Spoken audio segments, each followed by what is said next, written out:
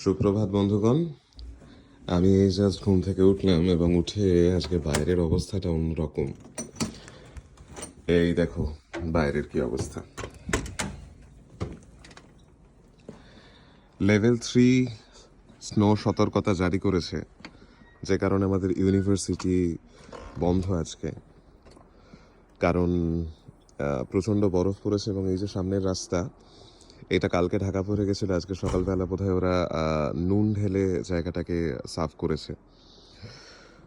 আমার পায়ের দিকে দেখো, এই স্নো বুট পরে বেরোতে হয়েছে, এছাড়া কোনো উপায় নেই। এবং অনেকটা বরফ। আমি এই বরফের মধ্যে দিয়ে একটু বেরিয়েছি ভিডিও বানাবো বলে। মানে যা বরফে কালকে স্নোম্যান বানানো যেতে পারে, প্রচুর স্নোম্যান হয়ে যাবে। রাস্তাটা একটু পরিষ্কার করেছে। আমাদের বাড়ির এখন এই অবস্থা। দেখে একটু পিছনের দিকটা গিয়ে দেখি প্যাটিওর দিকটার কি অবস্থা।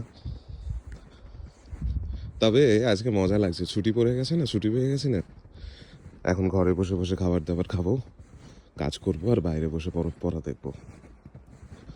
দারুণ একটা পরিবেশ।